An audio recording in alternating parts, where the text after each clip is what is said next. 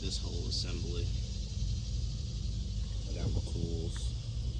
Don't need much really. A couple specialty tools, a ball joint remover, and this is for the power steering rack because I need to change the tie rod ends, the inners, and the outers in there as well. So get to it. Alright, so we got the knuckle out and the caliper. I'm just gonna take this back with me and get it all cleaned up and separated and new stuff put in there. I still got to do the driver's side, and then that's it for today. But I'm gonna have to do something about these axles because the boots are cracking. It's gonna be flinging. And then I gotta replace this brake line. Also gotta do my ABS pump, so it kind of all, I'm gonna do it all at once while it's up in the air. All right, on to the next side.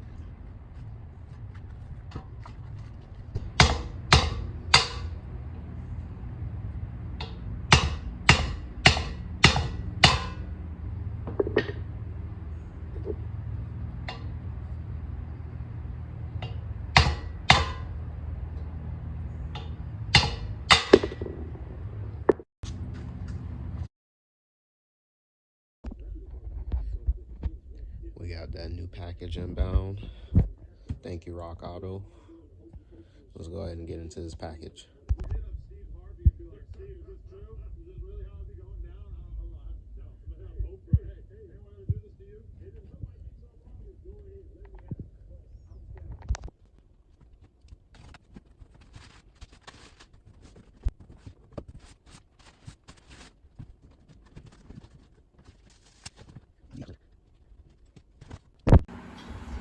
Alright, so I'm gonna use this Dremel to clean up, knock off some of this surface rust before I prepare these bearings, these fresh Japanese Koyo bearings to get pressed into my freshly repainted knuckle spindle hub.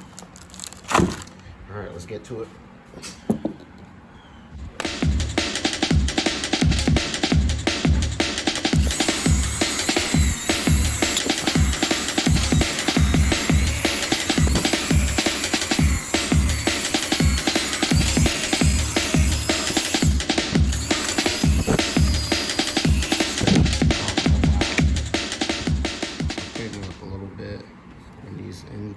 Inside here, I forgot to hit record when I started.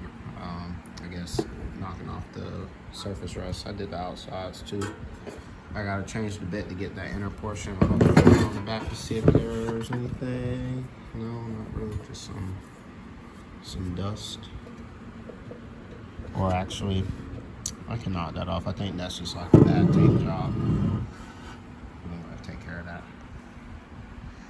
Alright, so we all cleaned up in there. I'm gonna just probably get some alcohol and a paper towel, wipe it out, and then we'll start prepping this to take this bearing straight down in there.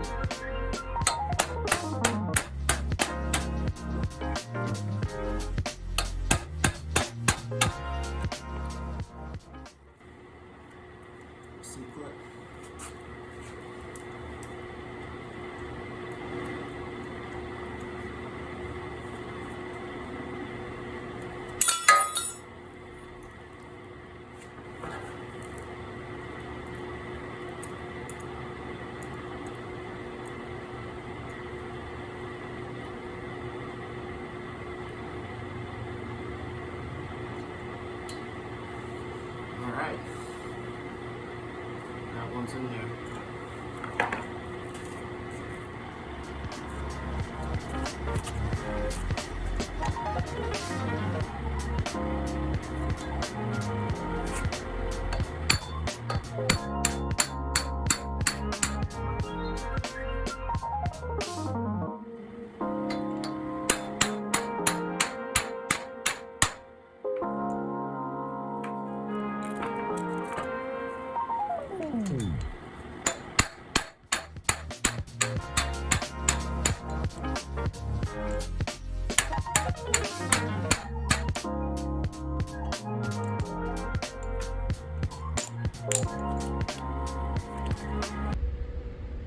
Just wanted to take a quick video to show you what I'm doing. Got this cleaning solution, and I'm just brushing my caliper or brake pad brackets and caliper pins. Clean up these boots and just reuse the stuff and just put it back in all clean and re-lubricated and whatnot. But yeah, just wanted to show you what I had going on.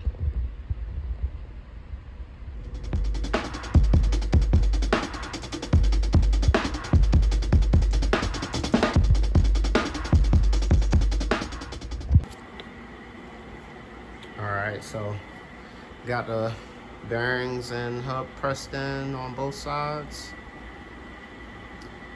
Now, I'll be honest, the resistance is not comforting, but I assume because it's new and it doesn't have the rotor on it and the whole wheel on it, so like the weight, the mass, probably be easy to turn once all that stuff is on there. But yeah, man, got all this refreshed and fresh spindle equipment for the Integra.